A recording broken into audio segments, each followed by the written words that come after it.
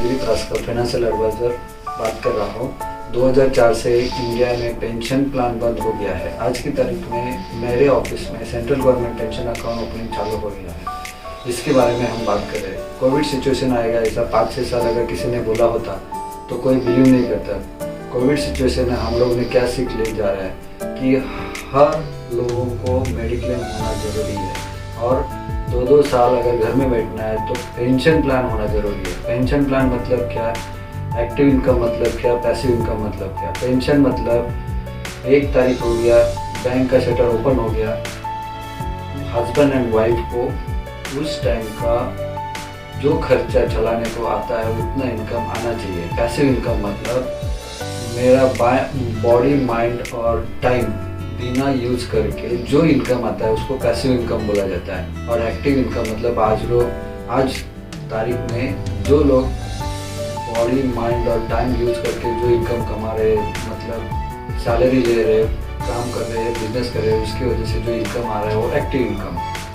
और पेंशन मतलब हर दिन, हर महीना 1 तारीख को जो बिना कुछ करे जो पेंशन आता है, इनकम आता है, उसको पैसिव इनकम बोला जाता है। वो भी फिक्स रेट ऑफ रिटर्न से गवर्नमेंट गारंटी के साथ, और टैक्स फ्री होना ज़रूरी है। ये पैसिव इनकम के लिए इन्वेस्टमेंट रिस्क होता है। इन्वेस्टमेंट रिस्क मतलब बहुत लोग बोलते हैं कि मैं जो 2 घर लिया है, 1 घर रेंट पे लिया तो मुझे पैसिव इनकम आना चालू होता है। लेकिन rental income is not a passive income, because उनको टेनेंट ढूंढना पड़ता है, मेंटेनेंस देना पड़ता है, और जो भी मेंटेनेंस के बाद जो भी रेंटल इनकम आता है उसके ऊपर टैक्स भरना पड़ता है। That's why it is not a passive income, it is an partial passive income बोला जाता है।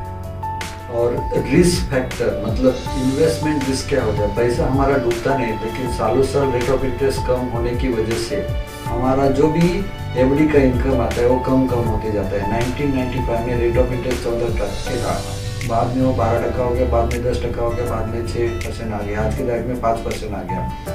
यानी कि मेरे पास अगर 1 लाख रुपया होता तो मुझे पहले 14 लाख मिलता था, आज की तारीख में वो 5 लाख मिल रहा है। 95 में मेरा खर्चा बहुत कम था लेकिन 14 लाख मिल रहा था, आज की तारीख में मेरा खर्चा ज़्यादा है लेकिन सिर्फ 5 लाख मिल रहा है। इसको बोलता है इन्वेस्टमेंट रेट। मुझे सालों साल फिक्स रेट ऑफ रिटर्न से पैसा मिलना चाहिए, और गवर्नमेंट की गारंटी भी मिलना चाहिए, और टैक्स फ्री भी मिलना चाहिए। अगर भगवान की पूजा हम करते हैं तो भगवान भी हमें किसी न किसी रूप में हमें प्रसाद दे के जाएगा। लेकिन ये 3 चीज़ हमें बाद में 1 साल के बाद में नहीं मिलने वाली। वो कौन सी चीज़ है? Fix rate of returns, tax free returns और गवर्नमेंट की गारंटी। हमें अगर 25,000 हर महीना चाहिए तो आज की तारीख में मुझे मेरे बैंक में कितना पैसा फिक्स होना चाहिए? कम से कम 60 लाख। आज की तारीख में 5% रेट ऑफ इंटरेस्ट है। 60 लाख के ऊपर 5% अगर देखा जाए तो 3 लाख सालाना मिलता है, यानी 25,000। अगर यही पैसा मुझे अगर 15 साल में चाहिए, 15 साल के बाद में चाहिए, तो 15 साल के बाद रेट ऑफ इंटरेस्ट अगर 1% होता है तो मेरा कॉर्पोरेट बैंक में फिक्स डिपॉजिट में 3 करोड़ होना चाहिए। अगर 3 करोड़ होता है तो मुझे 3 लाख सालाना मिलेगा, यानी कि 25,000 हर महीना। तो मैं ये सोचता हूँ कि 3 करोड़ 15 साल के बाद होने से अच्छा आज मेरे पास अगर 60 लाख होता तो मुझे 25,000 कल का कल चालू होता है। लेकिन हर सब आदमी के पास 25,000 होता है ऐसा नहीं है। तो उसके लिए मेरे पास एक ऑप्शन है। अगर 60 लाख हम अगर EMI से भरते हैं तो उसके ऊपर 40 लाख इंटरेस्ट भरना पड़ेगा, तो 1 करोड़ जाएगा। तो उससे अच्छा हम अगर वो 60 लाख फ्री इंटरेस्ट EMI से भरते हैं तो गवर्नमेंट का डिस्काउंट भी मिलता है। यानी कि 15 साल में अगर 60 लाख जमा करना है तो हर साल 4 लाख जमा करना पड़ेगा। लेकिन अगर गवर्नमेंट की सब्सिडी मिलती है तो हमें हर साल 1 लाख रुपया डिस्काउंट मिलता है, यानी कि सिर्फ 3 लाख हमें सालाना भरना पड़ता है। यानी 15 साल में हम 45 लाख जमा करते हैं। 45 लाख के ऊपर गवर्नमेंट हमें हर साल 3 लाख यानी कि महीने का 25,000 वो भी टैक्स फ्री देगी।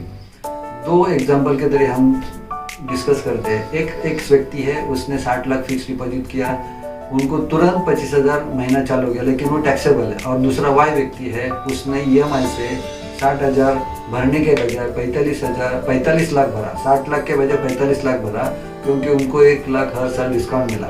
45 लाख के ऊपर 25,000 जो भी मिल रहा है वो टैक्स फ्री है। लेकिन पहला X वाला व्यक्ति है, उसका 25,000 डे 1 से टैक्सेबल है। इधर दूसरा 45 लाख उनका हर साल 5% से बढ़ते जाएगा 2-1.5 करोड़ से ज़्यादा रहेगा। लेकिन पहला 100 व्यक्ति उसका 60 लाख फिक्स सालों साल फिक्स ही रहेगा, ना कम होगा ना ज़्यादा होगा। तो आपको क्या लगता है कि हमें वो गवर्नमेंट का डिस्काउंट 1 लाख लेके 45 लाख भर के 25,000 हर महीना लेंगे तो अच्छा है कि 60 लाख देके टैक्सेबल इनकम 25,000 कमाना अच्छा है? तो ये बहुत बढ़िया प्लान है, आप इसके बारे में सोचिए और हमें डिस्कस करिए। थैंक यू, धन्यवाद।